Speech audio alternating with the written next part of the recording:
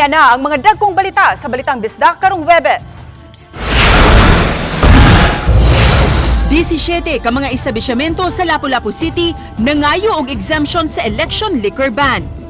Kampanya batok vote selling ug vote buying mas gihingusgan sa Talisay City Police. Duha ang patay sa managlahing insidente sa pagkalumos sa habagatang bahin sa Subo. Ug 22 ka mga kompanya mitanyag og kapin 2,000 ka mga bakanting trabaho sa job fair. Kini ang GMA Regional TV Balitang Bisdak. Hapon, ako si Cecil Kibod Castro.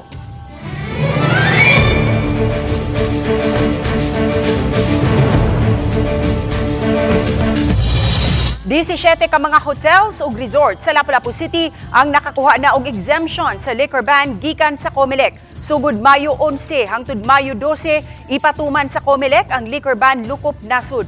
Hinuon exempted sa liquor ban ang mga hotels, resorts, restaurants ug ubang mga patigayon nga certified sa Department of Tourism nga tourist-oriented ug kanunay may mga langyaw nga mga customers ug guests. Apan gikinahanglan gihapong formal nga mo-apply sa exemption sa liquor ban ang naasoy mga patigayon. Ang mga patigayon nga nakakuha na og liquor ban exemption gipahinumduman sa COMELEC nga bugtong mga foreign customers lang ang baligyaan ug mga ilimnog makahubog. Babala din namin sa sa owner na they will be held liable also. Ma-revoke at the same time they will be facing charges because general rule pinagbawal, but because they are catering foreigner, so they will only serve that liquor for the foreigners. Gipahugtan sa Talisay City Police ang ilang kampanya batok sa vote buying ug vote selling. Mga Talisay nun gipahinumduman nga aktibo ang kontrabigay desk sa kapulisan ug sa COMELEC. Ano ang report ni Femery Dumabo? Atol sa nationwide simulation exercise sa kapulisan gahapon, ang vote buying ang nahimong senaryo sa Talisay City Police. Gisukod nila ang kapaspas sa pagtubago ang pagresponde sa CIMEX. Nasunod ra hinuon ang 3-minute time sa pagresponde. Ang instruction magod sa ato ang Chief of the Philippine National Police at ang Chief PNP nga si Police General Romel Marbil nga kanang iyang mantra nga ang sa bagong Pilipinas ang gusto ng pulis ay ligtas ka. Una nga usa sa ato ang kanang tumong is pahugtan jud ang kuan aning mga vote buying o vote selling.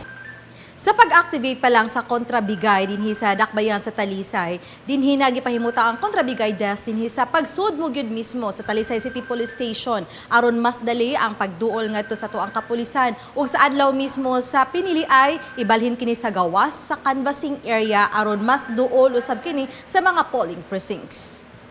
Di man init ang politika sa Talisay City kay sagad sa mga kandidato wala may kaatbang apan ilang gipangandaman ang sa provincial ug national level. Adunay mga hotline sa kontrabigay desk nga mamahimong matawagan, ma-text ug gipasalig nga protektahan ang identity sa misumbong.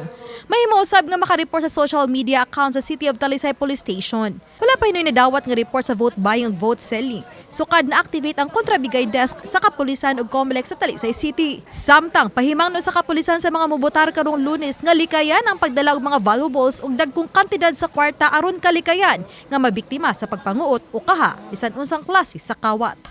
Dili lang ta kay valuables o nya make sure nga kanang dili lang pud kay dagko og bags o kanang para dili na ta maglisod inig check gani sa ilahang bags nga inig during the entrance. Oba ni Cleofer Lumayag ug Rod Prado, Femery Dumabo. Balitang Bisdak.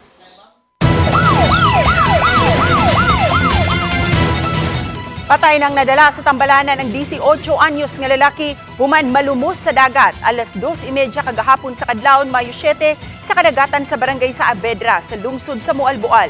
Sa investigasyon, nasayran sa Mualboal Police Station nga nag-inom sa baybayon ang biktima uban sa iyang mga higala. Apan kalit lang nahanaw ang biktima. Nagtuo ang mga higala ni ini nga naligo lang kini. Apan giingong nakit-an na lang sa mga higala sa biktima nga gautaw-utaw na kini sa kadagatan. Gidala nila sa tambalanan, apan nakabsan gayud sa iyang kinabuhi ang biktima. Gisusi sa kapulisan kung wala by foul play. Samtang patay nang nabangalan ang 8 anyos nga batang lalaki human malumos sa Busay o Fall sa lungsod sa Alegria ni atong Martes sa hapon. Kuyog ang biktima sa iyang amahan ug igsuod nga nag-summer outing sa gitrabahuan sa iyang amahan. Giingong gipasidan-an sa amahan ang 8 anyos niyang anak nga dili unta maligo kay dili makamao mulangoy apan nahanaw na lang kini. Nagtinabangay sila pagpangita sa bata ug human sa kapin sa oras nakit-an na kining ilawom sa tubig. Wala na kini matabang sa local disaster team. Andam atubangon sa opisyal sa barangay ang aksidente ug sa samang higayon mutabang usab sa pamilya sa biktima. Nireport ko sa tourism sa lungsod. So, kung sa'yo mga sanksyon yun na mo, willing ko kami mga sila. Pero sa pagkakaroon nga kami, padayon ra nga mong kuan sa wa pa mo abot kung sa mo abot sa mga kuan ba naagi agregado. Amo na gini impose nga mo palit mig life sa barangay. Amo ginang ibutang dito nya. Ang watchman amo nang i-training gyud. Kini ang GMA Regional TV Balitang Bisdak.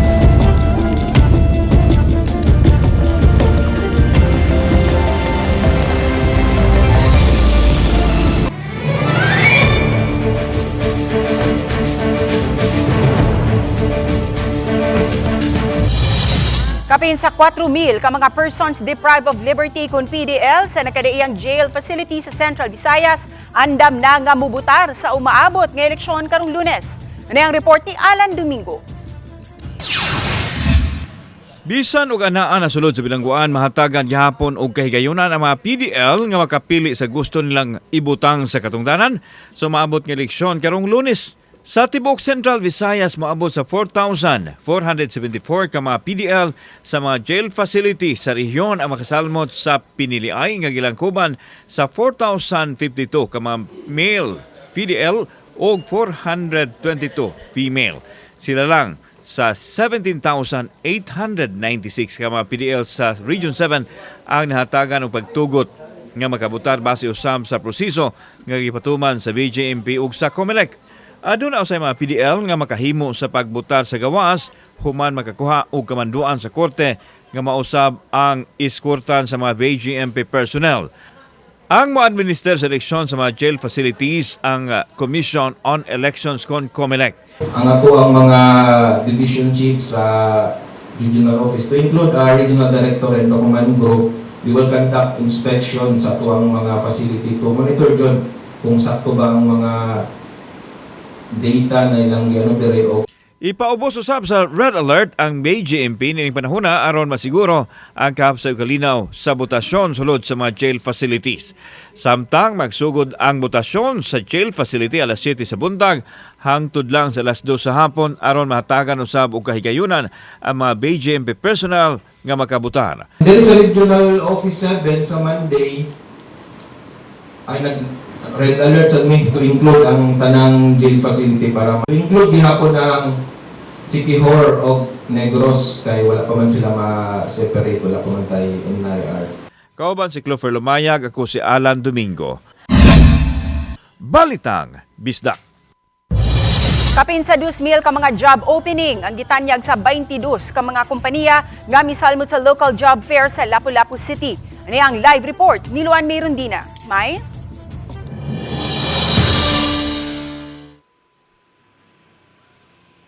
Ses taliwa ning sunod-sunod nga pagpanaktak og mga trabahante sa pipila ka mga locators sa Mactan Export Processing Zone, sub-usab ang mga gipasiugdahang job fair sa Peso Lapu-Lapu aron matabangan ang mga apektadong trabahante. Karong tuiga kinina ang ikaunom nila nga job fair. Pasado alas 9 pa lang kaganihang buntag, miabot na sa 300 ka mga individual nga nangindahay nga makatrabaho ang midagsa sa usa ka mall sa Barangay Basak. Matod ni Kim Francisco, Peso Manager sa Lapu-Lapu City, nakig-alayo nila karon sa job fair ang Lapu-Lapu City College. Busa ubay-ubay sa mga job applicants, mga graduating students sa naasong tunghaan. Sama na lang sa managhigalang sila si Rosel Bukag o J.R. Ramirez, uban ang duha pa nila ka mga classmates sa Bachelor of Science in Secondary Education nga na nagbitbit og mga resume. Gawas sa mga ESL schools o BPO, may mga hotels, resorts, restaurants, supermarkets o MEPS locators usab nga ni salmot. Busa sila si Rosel ug Jaya, tag 5 ka resumes ang giandam. Tinguha nilang makatrabaho samtang nangandam usab sa ilang review alang sa board exam. Sa review center, ma'am, need man sa dugmaning, ma'am, so for me, ma'am, I need to work and I also want to help my family. Kay gipili mo na mo ang schedule nga flex to learn. So weekdays kuan mi ka ng work, then Saturday and Sunday face to face mo ang pag-review puhon. As of 12 noon kaganiha, miabot sa 52 na ang mga na-hired on the spot gikan sa 426 ka mga job applicants. Sa pikas bahin, gibutyag usab sa PESO manager nga adunay laing locator usab sa MEPS 1 ang nang redundant o mga trabahante niadtong tuig 2024 o gihimo kini sa managlahing buwan. Apan karong buwan na lang kini gipahibaw sa management ngadto sa PESO Lapu-Lapu. Ang naasoyng kompanya tighimo og mga relo ug usa sa mga pioneering locator sa MEPS 1. Ang hinay nga order sa ilang kliyente abroad ang gitumbok nga hinungdan sa gipatumang redundancy. On a per month basis, nagit sila redundancy program almost on a monthly basis kay naay ubang mga ipangkuan nila mga orders nga di gyud kaabot sa expected nila nga manpower. So mo na kinahanglan sila magpagamay og manpower.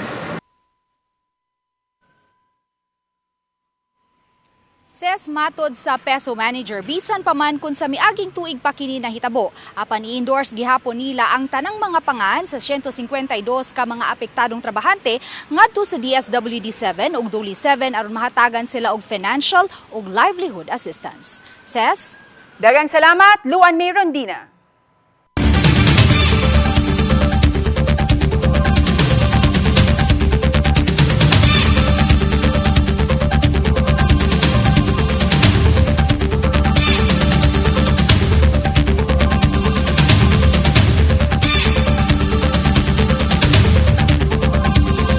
Kini ang GMA Regional TV Balitang Bisdak.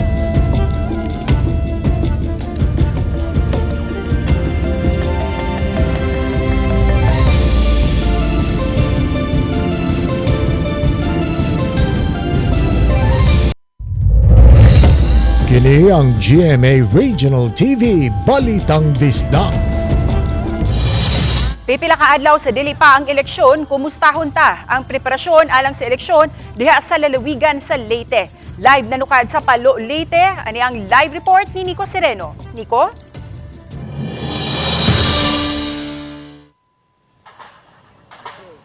Yes, sa atong pagsuroy karong adlaw dinhi sa Eastern Visayas, mabategan na ang pagpangandam sa mga tao alang sa piniliay karon nagyong Lunes.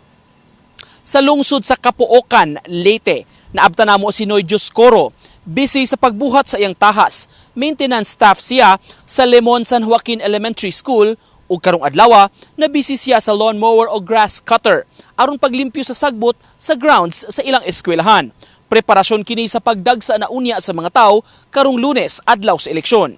Sa mga eskwelahan dunay 4 ka mga clustered precincts kundi adto mobotar ang mga residente sa 2 ka mga barangay. Gwardyado sab ang voting center, dunay mga pulis nga 24 oras nga naka-standby. Suportado sab sila sa mga tanod pagbantay sa palibot.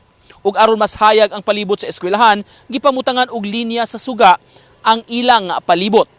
Samtang sa Ormoc City, gwardyado sab ang mga eskwelahan nga mga voting precincts sa kapulisan. Usa sa labing dako nga voting center ang Central School nga butaran unya sa moabot sa residente sa 4 ka mga barangay sa maong dakbayan. Sa kitibukan ses preparado na ang lalawigan sa Leyte alang sa piniliay karong Lunes. Ses? Dagang salamat, Nico Sereno.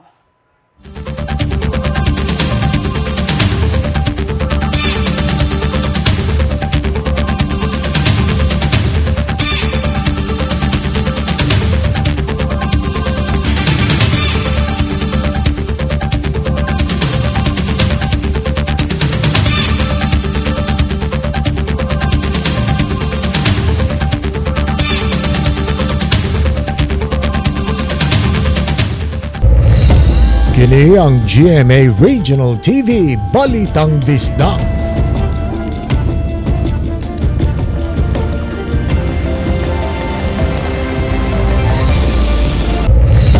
Kini ang GMA Regional TV Balitang Bisdak.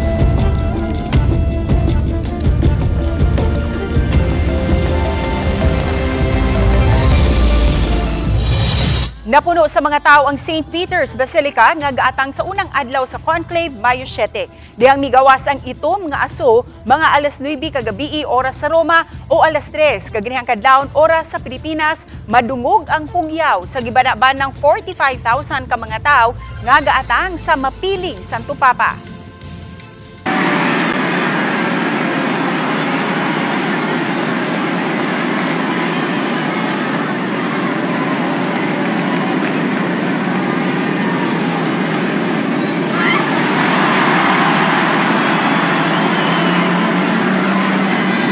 Paggawas sa itong mga aso sa chimney o panghaw sa Sistine Chapel, nagpasabot nga nakapahigayon ang 133 cardinal electors sa pagbutar sa labing unang balota sa conclave nga mupili sa ika-267 nga Santo Papa human mipanaw si Pope Francis. Sa paggawas sa black smoke, nagpasabot nga wala pa'y napili nga Santo Papa. Karong adlawa sa alas 10:30 sa buntag oras sa Roma o alas 4:30 sa hapon oras sa Pilipinas, magtigong pagbalik ang mga cardinal electors aron padayon ang pagpili sa mohulip nga Santo Papa. Sa wala pa sugdi ang botasyon, nanumpauna ang mga cardinal electors nga ipabiling sikreto ang nahitabo sulod sa Sistine Chapel.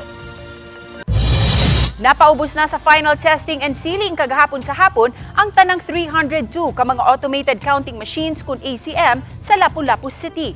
Malampuson kining napahigayon ug gisaksihan sa mga poll watchers sa tulo ka mga partido. Hinuon kun atul-unya sa adlaw sa piniliay may ACM nga mopalyar, adunay laing 42 ka mga ACM ang COMELEC Lapu-Lapu City nga mamahimong ikapuli.